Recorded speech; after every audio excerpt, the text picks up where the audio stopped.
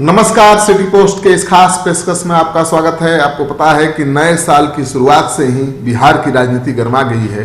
सभी राजनीतिक दल चुनावी तैयारी में जुट गए हैं। नीतीश कुमार लगातार जल जीवन हरियाली यात्रा कर रहे हैं और तेजस्वी यादव 14 तारीख के बाद यानी मकर संक्रांति के बाद यात्रा पर निकलने वाले हैं एनआरसी और नागरिकता संशोधन कानून को लेकर। तो सबसे ज़्यादा हंगामा नागरिकता संशोधन कानून और एनआरसी को लेकर है।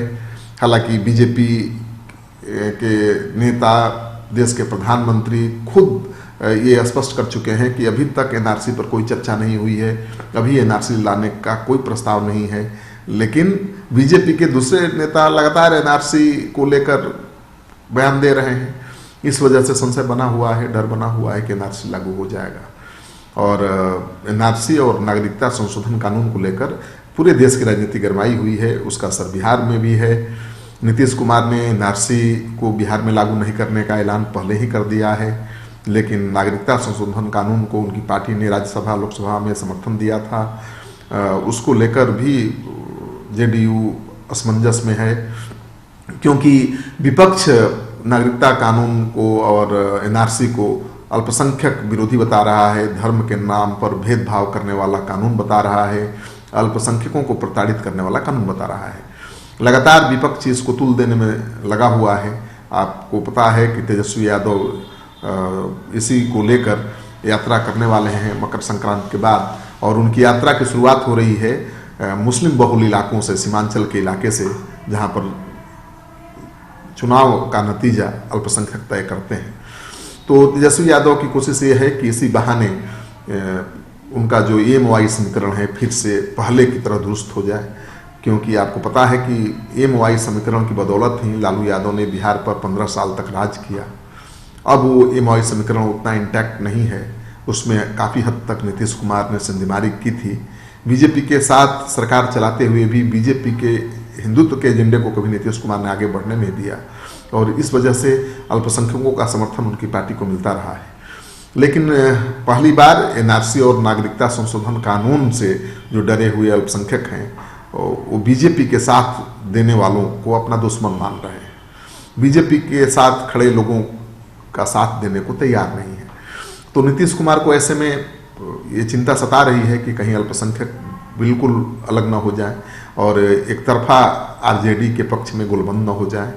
तो नीतीश कुमार ने भी एक बड़ा फरमान जारी किया है विधानसभा चुनाव के पहले, और उन्होंने अपने आदेश में कहा है कि अल्पसंख्यकों के साथ बिहार में कोई अन्याय नहीं होना चाहिए। वो लगातार कहते रहे कि कोई कानून आ जाए, कोई नियम बन जाए, बिहार के अल्पसंख्यकों के साथ वो नाइंसाफ़ी नहीं होने देंगे।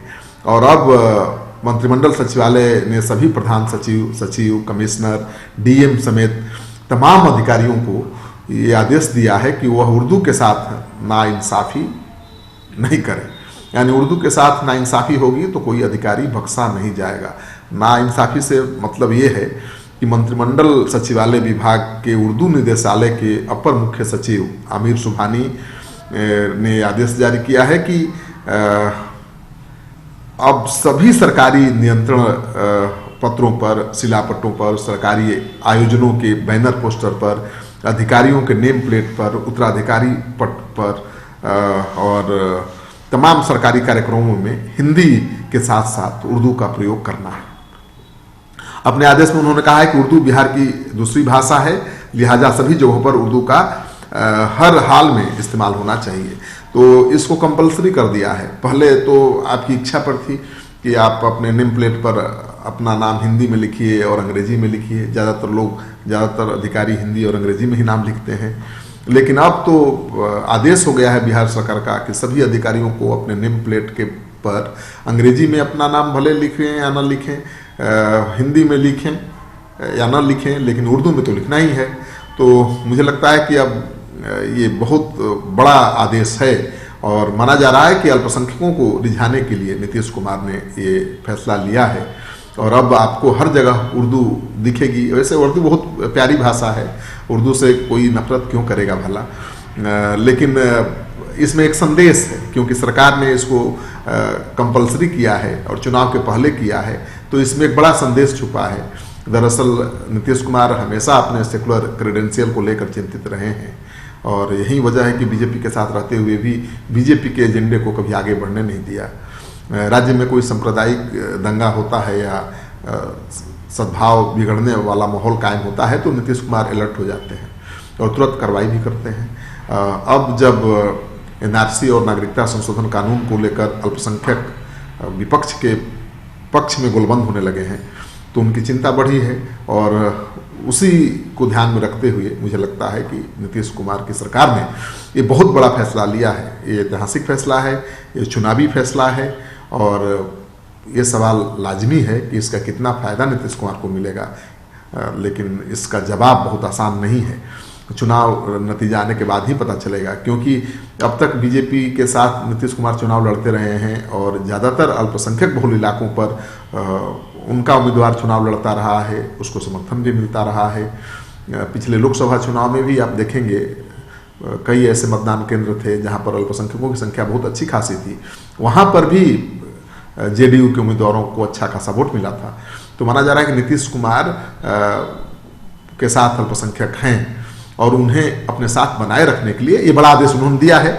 आपको नीतीश कुमार का ये फैसला अच्छा लगे तो इस वीडियो को खूब शेयर करिए दोस्तों के साथ, अच्छा नहीं भी लगे तो भी शेयर करिए, क्योंकि हर बात अच्छा लगे या बुरा लगे फैलनी चाहिए, क्योंकि इसमें कोई बुराई तो है नहीं, ये कोई अफवाह तो है नहीं, ये तो खबर है और हर खबर जरूरी है।